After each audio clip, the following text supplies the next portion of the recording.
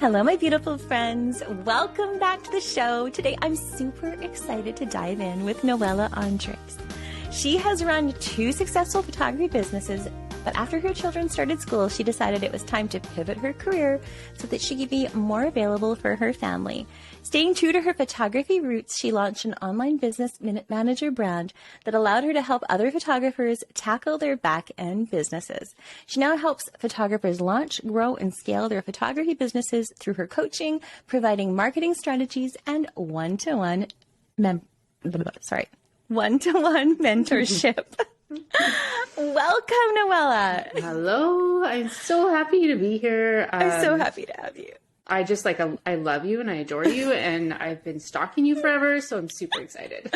Well, we just discovered before we even started recording that we were both Canadians. So we were pretty pumped, and we just found out Noella actually vacations in my area, which is pretty cool. Yes. I wish I would have known earlier. Totally would have went knocking on your door. Seriously. Mm-hmm. So tell us really who you are and what you're passionate about. Well, like you said, my name is Noella. Mom, I have 2 kids. They're both kind of teenagers, 12 and 15. I have 10 chickens, 2 cats, and a dog. Was a photographer, like you said, for a long time. I'd say like between 8 and 10 years, I was doing wedding photography, which was a very fantastic option for me when my kids were little and I could stay at home with them, Monday to Friday during the day, and then, do my thing evenings and weekends. But as soon as they went to school, I never saw my kids, which I feel like is a problem a lot of photographers have and don't necessarily talk about as women. So I had to kind of pivot and find something that I could do that allowed me to stay home. I got really lucky and connected with this beautiful photographer out of Paris who filled my schedule up really quick. And so I kind of started helping her with all her back end work, doing blogging and social media and things like that. So that's kind of work related. But on another scale, I just built a home on an acreage, trying to dip my fingers into homesteading, which is why I have the chickens. Cool. Yeah, so we got 10 chickens last year, and it's been an adventure, and I'm kind of still obsessed with them. But yeah, really passionate about learning more about homesteading and like canning and gardening. I have a dream of opening a flower farm, so we'll see how that goes. But that's right now what I'm really excited about. I love it. Okay, my sister has chickens. So have you seen like the arms that you can get to put on the chicken? My husband just sent me a picture of it, Kate, because I have a branding session of me coming up next week, and I'm like really crazy about my chickens lately. Yeah. So everybody's sending me all these props and things that I got, like little like fedoras for my chickens. I'm going to bring one into the house for the photo shoot. Oh, but yes, my husband sent me the arms. I love it. Yeah. Have you seen the ones where they have like the little baby chicks and they make skirts out of like the cupcake liners? Things. Yes, I was like, well, I made a post once about my chickens, and now I'm getting all the chicken memes sent to me.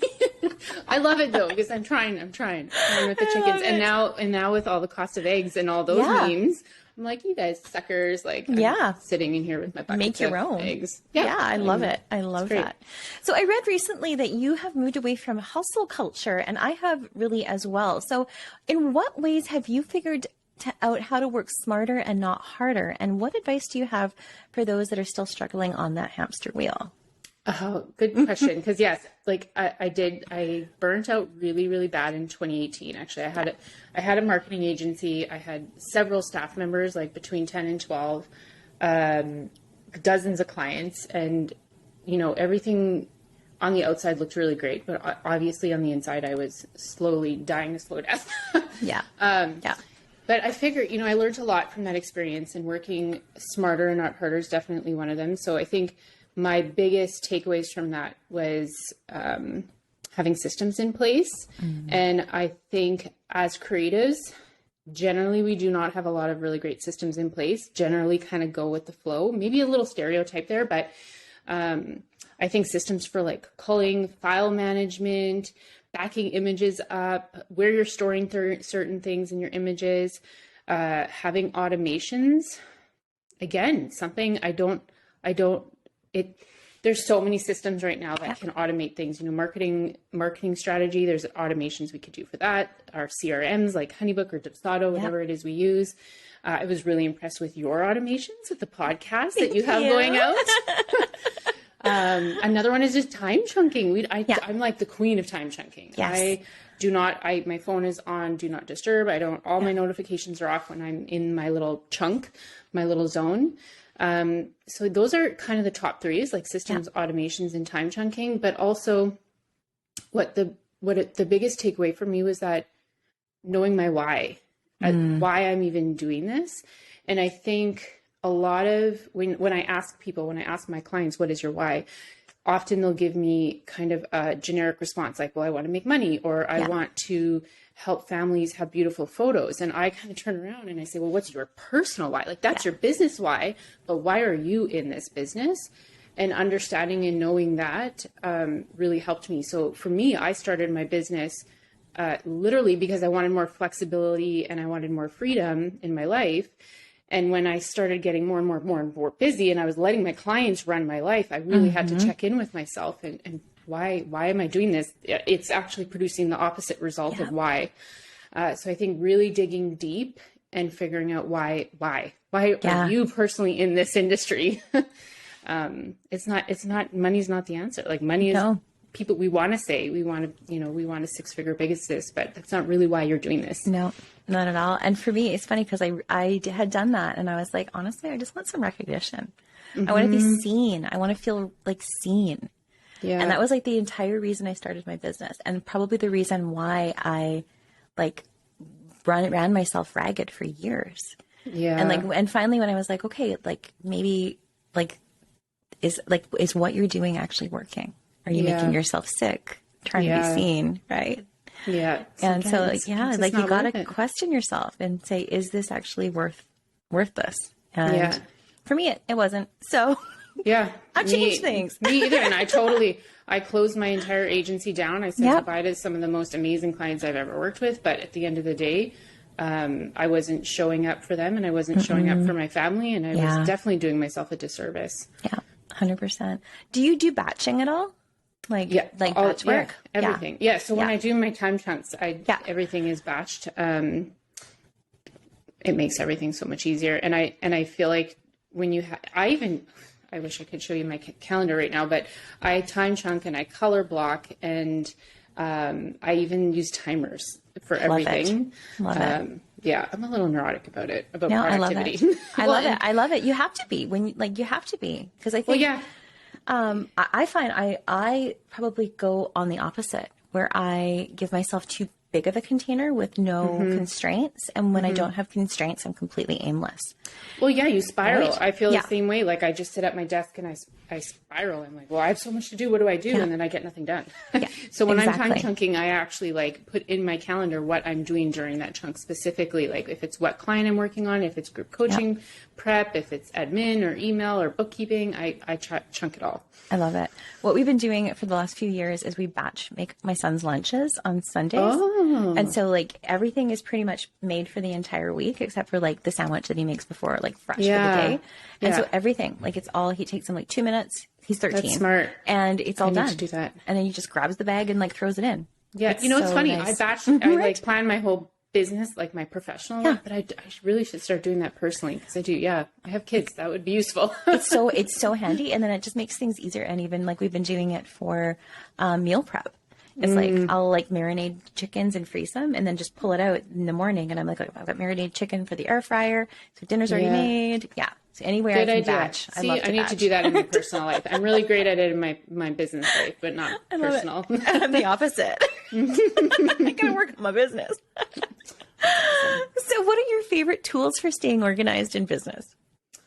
Calendar. I love my Google, Google Drive, Google Calendar. Google is my life right now. But I also, I'm going to say one that I bet you not a lot of people would think of, but I used Toggle. It's a time tracking program. And I use it to track everything that I'm doing, so that when I'm planning ahead, I know, okay, well, it takes me, 2 hours to do these 2 blog posts. I also tell all my clients to use Toggle too, because even when they're coming up with pricing for packaging, I'm like, well, how long did it take you with that last client from start to finish? And then you can kind of figure out your cost of doing business anyways. So Toggle is something I use every day. I also use ClickUp, which is just a project management system. There's other ones like Asana. I've been using ClickUp lately though, and I really do like it. I can keep track of all my tasks, and they even actually have a time tracking program, like portion kind of built into that. HoneyBook. I know there's other ones, but I use HoneyBook. I love HoneyBook. I think back of when I was like a full-time wedding photographer and HoneyBook didn't exist, and I was writing out my invoices in Word and sending them. So those are like the three or four main tools, like HoneyBook, Google, Toggle, and ClickUp. I use those several times a day. I love that. I think it's so incredible because I remember when I first got started, like I was paper, everything paper. Like it was like all my contracts were paper, all of like my calendar, everything with like, if I lost my paper calendar, I know. And it happened because I was not organized. So well, see, and I think about it, I'm like, as business owners now, we're really spoiled, like thinking back. I know I actually was just filing my 2021 like files, tax files, financial stuff, and saw like 2013 and 2014 files, and they were like so thick because it was like every single thing was printed. I was like shred. Yes, it's crazy. I love it. Now, what would you say is key to staying on track and achieving what you want for your business? Because it is so easy to start, but staying consistent with your systems can be really tricky. Yeah, it is very tricky. So, I mean, again, once you burn out, you really realize quickly how these systems can improve your life. So I think you kind of have to hit rock bottom to really want to be consistent. Yeah. But for me to stay on track, what I do every year is I actually plan out my entire year. I have these, again, I wish I could show you, but I have these like giant calendar, like by the month. So like huge, like it takes up my entire wall if I put the whole year up. And I plan as far out as in advance. And then I break everything down into smaller tasks. And I think that helps me, rather than thinking like, oh, I want to plan this thing 8 months from now. If it's broken down into smaller pieces and kind of divvied out throughout the year, it makes it a lot easier. But also I only do 3 things a day. So I mean, if I get more done, great. But I know myself enough to know that if I don't accomplish what I set out for that day, I get really disappointed and kind of like hard on myself. So every day I put 3 things on my to-do list. That's it. And if I get done more, great. But then I feel like I've accomplished it, and I can stay on track a little easier if the expectations are low. Yeah, I love that. It's funny that you mentioned that because I just recently did my whole year, and I have all these calendars in my office, and then I put Post-its when we're going to have our vacations and like Post-its on there because I try to plan my fun first, and then and then I plan my work around after that. But what I found fascinating is when you look at it, you realize how little time we have in a year. Yes. I know. It was like shocking. And that's why I feel it's so important to plan in advance, because if you don't, it sneaks up on you so quickly. Yeah. Love it. So what would you say is the biggest marketing challenge you see for your clients, and how do you help them get over it? That's a good question. And I really I have a lot of answers to that one. But I think, speaking to photographers in particular, one of the biggest challenges is it's extremely overwhelming and they don't do it. Also, photographers, they don't treat their business like a business either. And so I find what happens with a lot of photographers that I've seen in the past is they treat their marketing like a portfolio rather than as a lead generator. They post a pretty photo of this kid on a beach, and the caption is talking about how, it was warm out and the kid was so well behaved and the mom's hair was beautiful and the sun was setting. Or they post a caption that's like live, love, laughter, or something like that. Yeah. So they treat their marketing like a portfolio rather than really thinking of it as a way of bringing in clients. So for me, I always ask my clients, my marketing clients, how is that serving future clients? How is that serving your future potential business? Are you providing value is that caption providing value to people looking at you wanting to book? Or are you using your marketing as a way of showcasing your work? Or what I see is sneak peeks, right? Yeah. Sneak peeks are for the client that you just shot. They're not actually serving potential clients. Potential clients don't really care about sneak peeks. It's not providing anything valuable to them. So I always tell my clients to pay attention to the questions they get. So say, for example, you're constantly, the feedback you're getting from potential clients is like, I don't know what to wear, or I'm worried that my kids are going to be too much trouble for you. Use those questions as a way of serving those potential clients in your strategy. So address that. Hey, are you worried about your kid not behaving on the beach? Don't worry. Like, I love kids and I come with bubbles in my back pocket. And, yes, I think that's like the biggest challenge is kind of trying to switch the mindset of using marketing as just a portfolio piece and instead really challenging them to think about what the captions can say. And that would really convince somebody like that's the photographer for me, in the captions, not just by looking at the picture. So, So using it as like a sales and education tool versus just like a pretty picture. Yeah. And I mean, that's at the root of marketing. That's what it is, right? We're all just trying to get more clients. Yeah. And I think you can do it, and don't sales pitch after sales pitch. I mean, for me, the golden rule is to serve over sell, but use it as a way of serving them, providing valuable education, calming their nerves, telling them about how great of an experience that they're going to have, not talking about the great experience your past client had. Right. And then the other marketing challenge is photographers don't like email marketing lists. So that's my biggest. I know. I know. So that, I mean, I could go on and on about email marketing, but I feel like when photographers start their business, the first thing they do is start an Instagram account and a Facebook page, missing huge potential with email marketing. Well, because we started our photography business or our photography education platform back in 2012. Okay. And this was like kind of the Wild West of social media, right? But we all have always had the belief of if Facebook and Instagram and all of these platforms went down, your list is gold. Like you need that information. People don't realize that they're basically building their business on someone else's platform, and that's just crazy to me. No other business would do that. Yeah. But and so I say start your email list like day one. Yeah. I always catch people, photographers 10 years after they started the business, and like, the amount of subscribers you could have had. Yeah.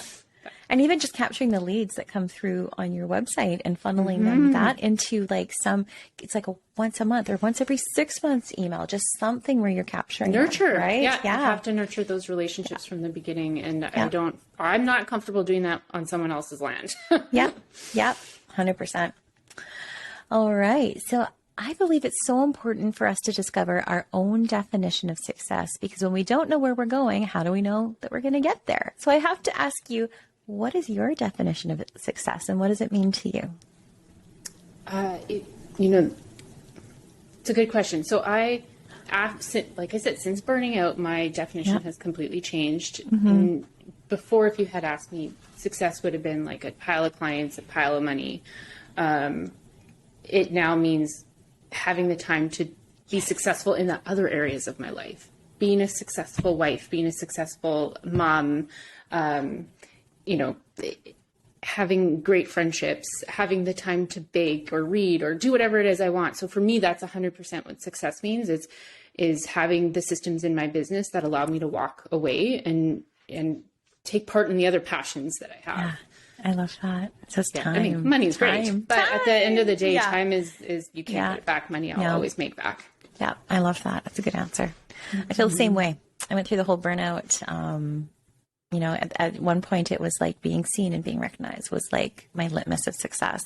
And then I had a really good conversation with a family friend who's now since passed, and it was all about time. Yeah. And it truly is like, that's one thing we don't get back. Yeah. It's unfortunate. And I mean, that is part of the reason why I do what I do in my business is it's unfortunate that a lot of us need to burn out to learn these lessons, but it is avoidable. You can learn in other ways. And that's why I do my best to try and teach, systems and automations and everything I can possible for a business to have, be successful without burning out. I love it. So I think so many photographers are really hesitant to invest in a business coach. So can you share how you helped your clients and why having a coach can help you reach your goals so much faster? Yeah. So there's so many different methods of coaching and so many different types of coaches.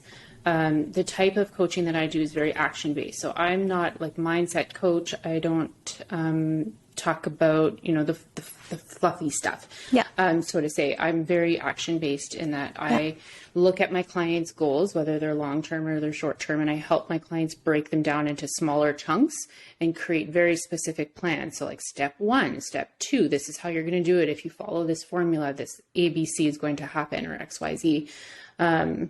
So I think photographers feel like they're not going to get something. I think their biggest fear is that they're not going to get something out of it.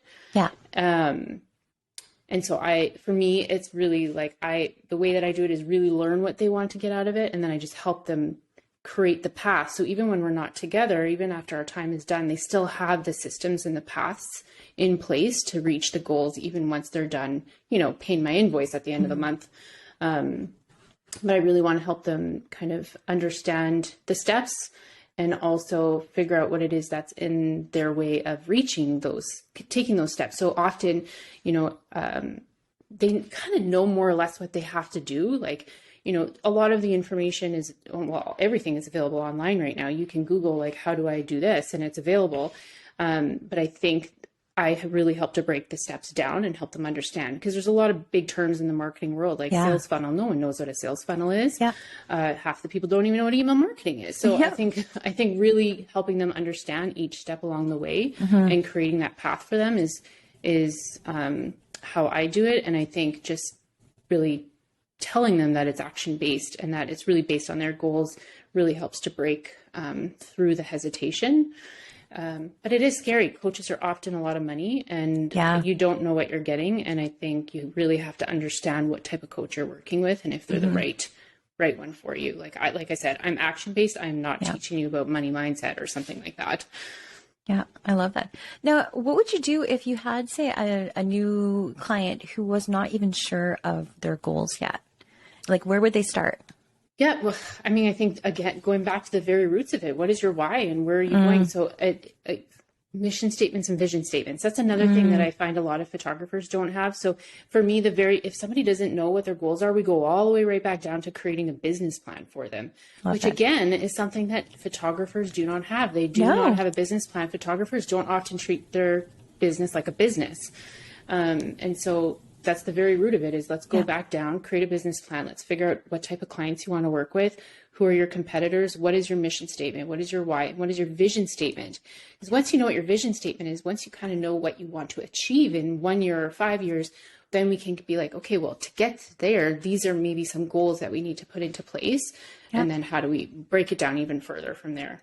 Really, it's big picture. It's a funnel, big picture, all the way down to like tiny little tasks as far as, put this email in place. Like it could be very specific tasks, but I think it's funneling it down is important.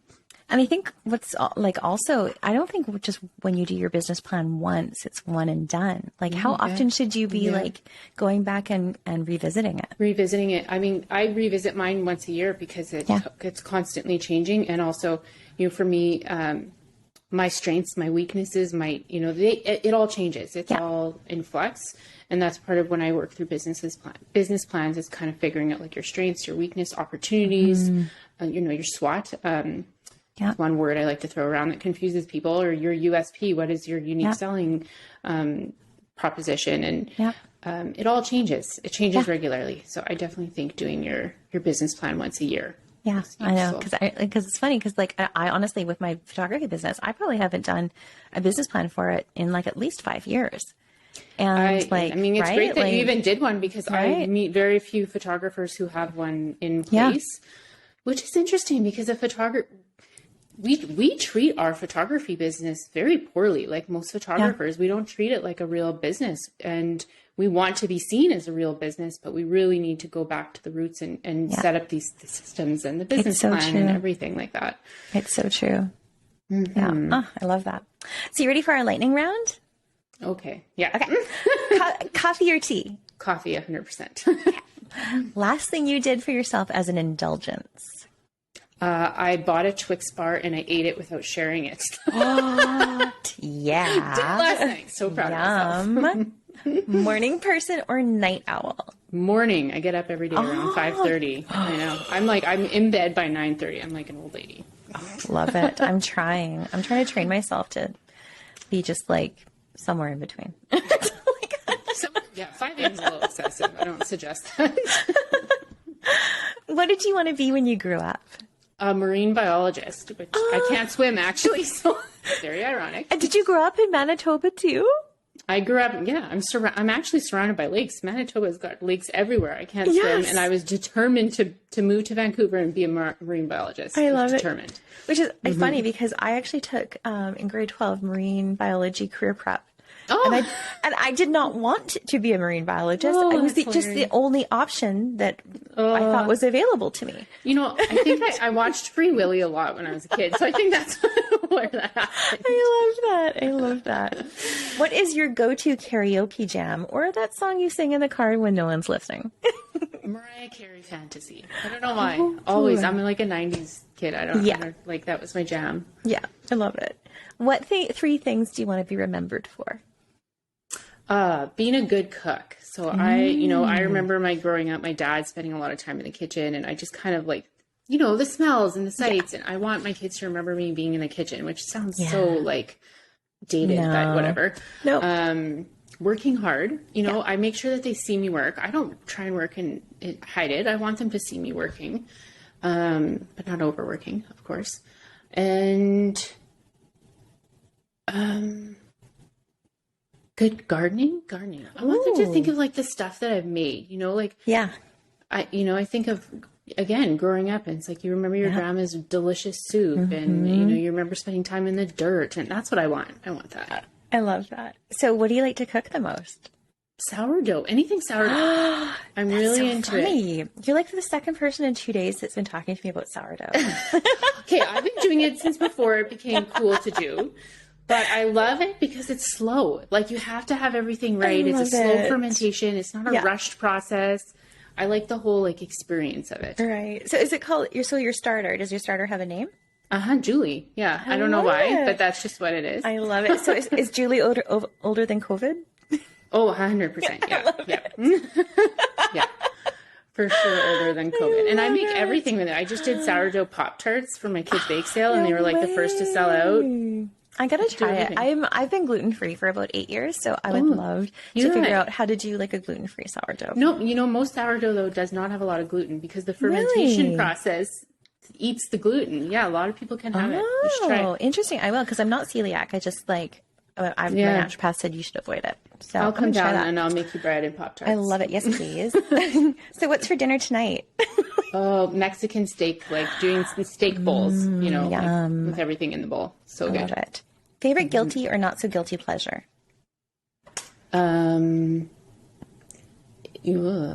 But books. So I have I buy a lot of books, but I don't read them, which makes them guilty. Same. It's two hobbies. It's one is a buying book hobby and one is a reading book hobby. Yeah. And I have the same hobby. I buy, but I don't read.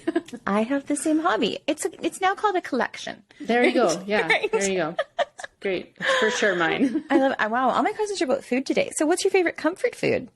Mashed potatoes with lots of butter. Yum. Where do you feel most centered and happy?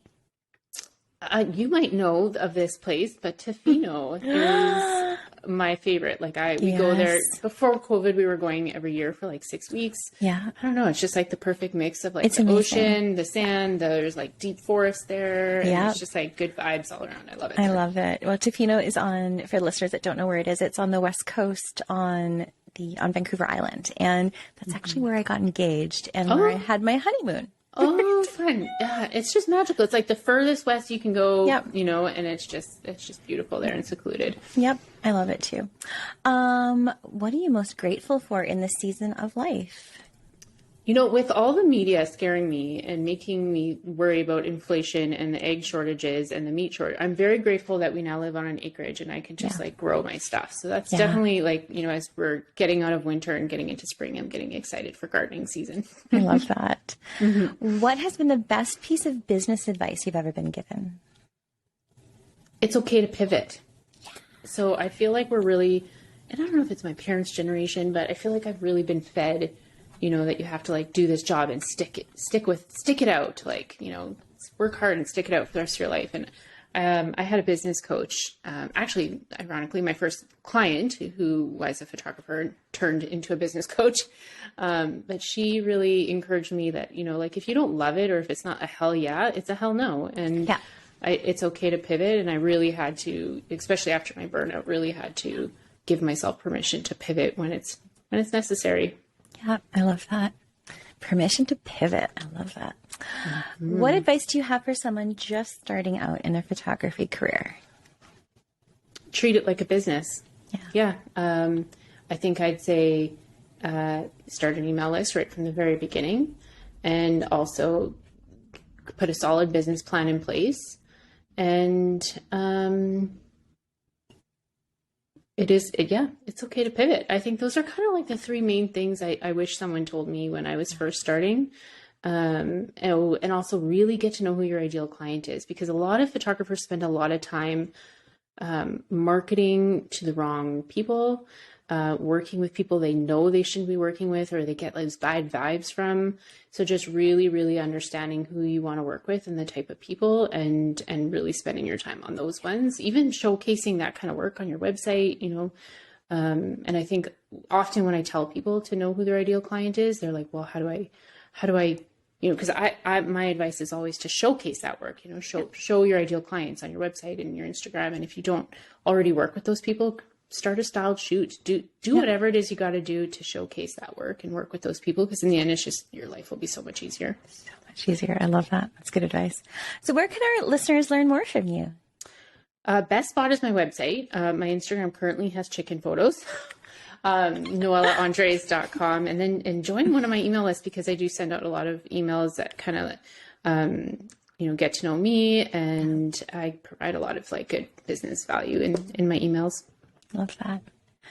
So I love to end my interviews just with this last question, and it is, what are you currently curious about or artistically curious about? AI. So ooh, yeah. I'm just curious to see where it takes the photography industry, because I remember when Instagram kind of pivoted and started doing reels and all that, all the photographers were freaking out, and and I don't love it, but it hasn't gone away. And so I'm curious, like, what's going to happen now with AI? Like, how are photographers going to pivot their work to accept what's going on with the AI? Like, AI is everywhere. Like, there's software now to call your photos. There's software to write your blog posts, to write your Instagram captions. You can create beautiful images now with AI. So I'm just kind of waiting. I know there's a lot of photographers freaking out about it. I'm just curious to see how we pivot and accept it and what that looks like. Totally. You know what it reminds me of is, like, remember back when like there was film cameras and digital, and how like the film photographers are freaking out and everyone's going to die, right? Yeah. And it's like, no, and then like we just adopted it and figured out how to use it and how to use it as a tool. Yeah. And that's exactly it. Like, how are we going to start using AI? I just think we're in an interesting time. It's coming, whether we like it or not. Yep. And I know everybody's worried about it. I mean, even my world marketing, it's you don't need a copywriter now. You don't need to, there's a lot of stuff you don't need now because of it. But I'm just, how are we going to pivot, and how is it going to, how are we going to accept it and work with it? Yeah, I think it's interesting too. I love it. Well, Noella, thank you for joining me today. Yes, thank you. I'm so happy. I can't wait to hear this all. I love it. Oh, my beautiful friends, thank you so much for tuning into this conversation. I hope you loved it just as much as I did. I am sending you so much of my light and my love today and every single day. We will see you next time.